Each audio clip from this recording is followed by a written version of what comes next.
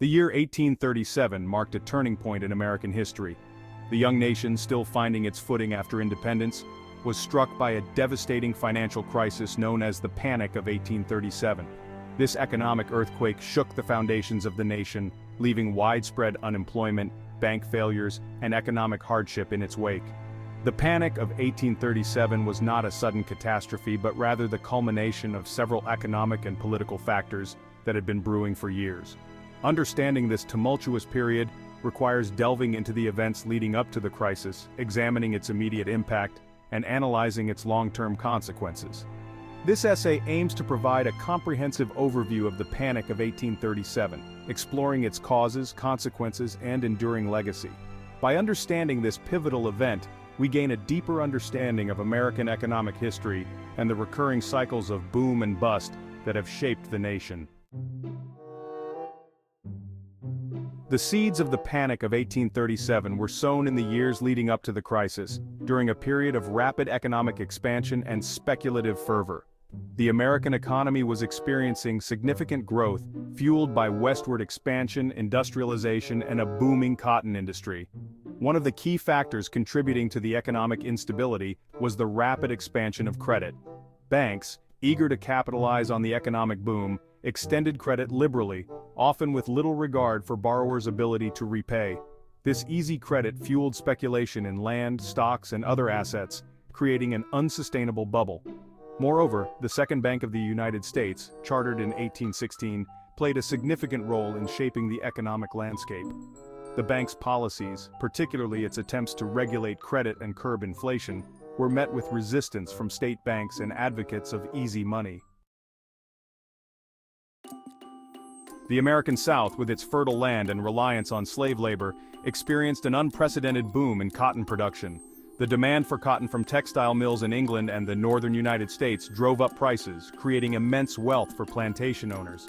This cotton boom fueled a speculative frenzy as investors poured money into land and slaves, expecting cotton prices to rise indefinitely. The price of land in cotton-producing regions skyrocketed, and banks readily provided loans, further inflating the bubble. However, this economic prosperity was built on a precarious foundation. The cotton boom was heavily reliant on external factors, such as the demand from foreign markets, which could fluctuate unpredictably. Moreover, the reliance on slave labor created a morally and economically unsustainable system. The political landscape of the 1830s was dominated by the charismatic but controversial figure of Andrew Jackson. Jackson, a staunch opponent of centralized banking, waged a relentless campaign against the Second Bank of the United States, viewing it as a tool of the wealthy elite.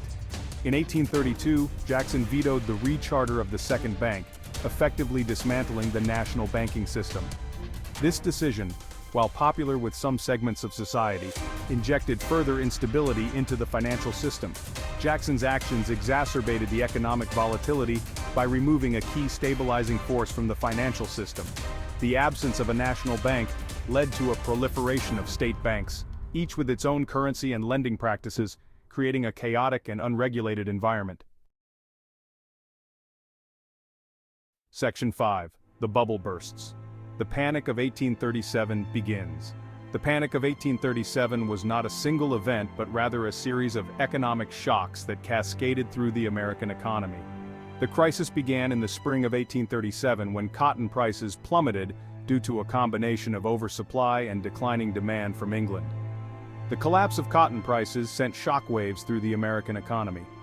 Southern planters, heavily indebted after years of expansion, were unable to repay their loans, leading to a wave of bank failures. As news of bank failures spread, panic gripped the nation. Depositors rushed to withdraw their savings, fearing that their banks would collapse. This run on the banks only exacerbated the crisis, forcing more banks to close their doors. Section 6. Bank runs and economic collapse, the domino effect. The financial panic quickly spread from the cotton-producing South to the rest of the nation. Businesses deprived of credit and facing declining demand were forced to lay off workers or shut down entirely. Unemployment soared and wages plummeted. The collapse of the credit market had a devastating ripple effect on the economy. Farmers, unable to obtain loans to plant their crops, faced ruin. Construction projects ground to a halt, and manufacturing output plummeted. The Panic of 1837 plunged the United States into its first major economic depression. The crisis exposed the fragility of the nation's financial system and the dangers of unfettered speculation. Section 7. The human cost, ordinary people, caught in the storm. While the Panic of 1837 is often discussed in terms of economic indicators and financial jargon, its true cost is best understood through the experiences of ordinary people who endured its hardships. For farmers, the crisis meant losing their land and livelihoods as they were unable to repay their debts. Many were forced to move west or seek work as laborers in factories, often under harsh conditions. In urban areas, unemployment reached staggering levels. Families were evicted from their homes, and soup kitchens and bread lines became commonplace. The crisis hit the working class particularly hard, as they had few resources to fall back on. Section 8. Urban hardship and rural distress, a nation divided. The Panic of 1837 exposed and exacerbated existing social and economic divisions within American society. While the wealthy were able to weather the storm with their assets relatively intact, the poor and working class bore the brunt of the crisis. In cities, the crisis fueled social unrest and labor activism. Workers, frustrated by unemployment and declining wages, organized protests and strikes, demanding better working conditions and government relief. In rural areas, farmers faced foreclosure and eviction. The crisis led to increased tensions between debtors and creditors, as farmers resented what they perceived as unfair lending practices by banks. Section 9. Government response and recovery, a slow and painful process. The government's response to the Panic of 1837 was slow and inadequate. President Martin Van Buren, who had assumed office just as the crisis began, believed in limited government intervention in the economy. Van Buren's policies, such as the establishment of an independent treasury system, aimed to separate government funds from the volatile banking system. However, these measures did little to alleviate the immediate suffering of the American people. The recovery from the Panic of 1837 was slow and painful. It was not until the early 1840s that the economy began to show signs of improvement.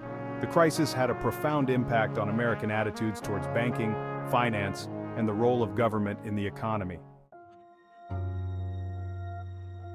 Section 10. The legacy of the Panic, lessons learned and forgotten. The Panic of 1837 left an enduring legacy on the United States. The crisis exposed the vulnerabilities of a rapidly expanding economy built on speculation and easy credit. It also highlighted the social and political tensions that could arise from economic inequality. One of the key lessons learned from the Panic of 1837 was the importance of a stable banking system. The crisis led to calls for greater regulation of banks and financial markets, although these reforms would not be fully realized until the 20th century. However, despite the hardships endured during the Panic of 1837, many of its lessons seem to have been forgotten in the decades that followed. The American economy continued to experience cycles of boom and bust, often fueled by speculation and excessive risk-taking. Section 11. Conclusion. The enduring significance of the Panic of 1837. The Panic of 1837 stands as a stark reminder of the fragility of economic systems and the human cost of financial crises. The events of 1837 offer valuable insights into the causes and consequences of economic downturns, insights that remain relevant in the 21st century. By studying the Panic of 1837, we gain a deeper understanding of the interconnectedness of economic, political, and social forces. The crisis reminds us that economic prosperity is not guaranteed, and that the consequences of financial instability can be far-reaching and long-lasting. As we navigate the complexities of the modern global economy, the lessons of the Panic of 1837 serve as a cautionary tale, urging us to prioritize sustainable economic growth, responsible financial practices, and social equity.